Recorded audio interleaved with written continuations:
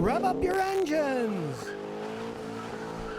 Today I'm going to talk about the best air filters in the world for your car and why they are. And to explain it all correctly, you're going to have a little history lesson.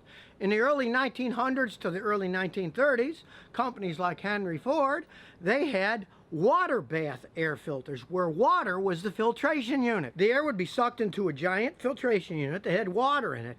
And it would also have things like metal shavings, any kind of rough material.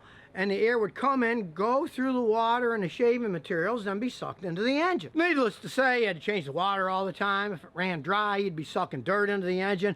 They were kind of a pain to clean, and they didn't filter all that well. And as old as I am, that was before my time.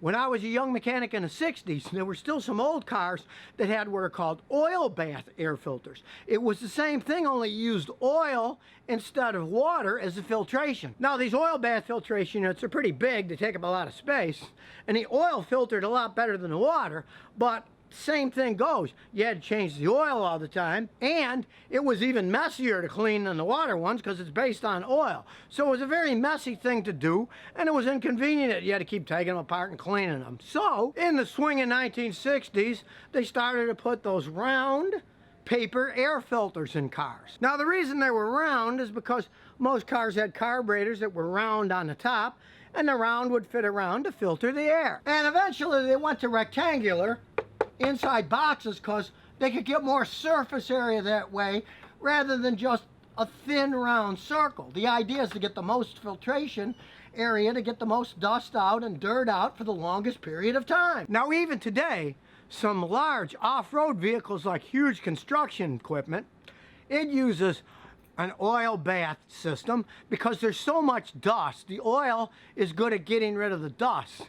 Even a paper filter is going to fill up with dust really fast, say if you're in the desert. Or lately here in Houston where we've had this African dust clouds that have been covering the city for days. But most of the time we don't live in a dust storm, and the paper filters are actually the best because even if it's somewhat dusty, you can always knock the dust off or get a vacuum and suck the dust off. Once they become impregnated with a lot of dirty stuff, you got to replace them.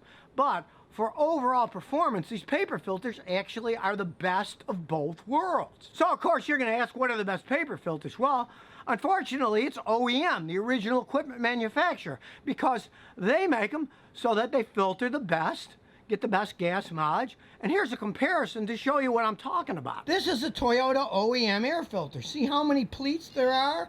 There's a lot of filtration area. And I'm not comparing it to an aftermarket filter that fits the Toyota, but you can see there's much less pleats.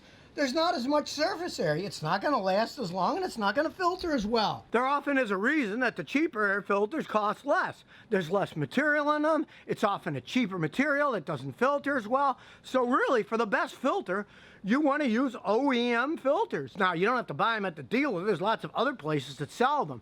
But you want to make sure that they're quality and they're not a cheaper filter. So what if they cost less if you got to change them all the time? Or if you don't change them, they clog up faster, you get worse gas mileage, and you're wasting money. I mean, really, look at the difference. Here's the original equipment. Here's the aftermarket one. You can see this is going to filter a lot more than this chintzy little thing that hardly has any paper at all in it compared to the factory one. And I know people are going to ask, what about these aftermarket ones like K&N? Look what it says. Designed to increase horsepower and acceleration. Washable, reusable, lifetime product. Now, these K&N filters are good filters.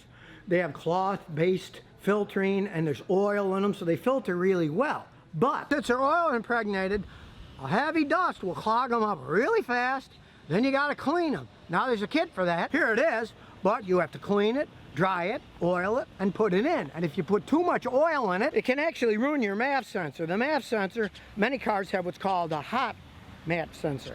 And so this wire gets real hot to burn impurities. And if that oil gets on it, it will burn the MAF sensor out. So it's something you really got to be careful about in those cars.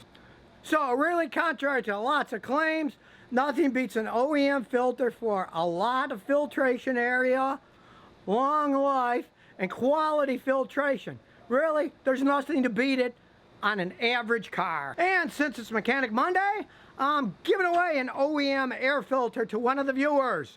To have a chance to win, place a clean, non-offensive comment on the YouTube comments below, and the winner will be chosen randomly by computer to get an OEM air filter so their car can run smoothly and not be clogged up with dirt.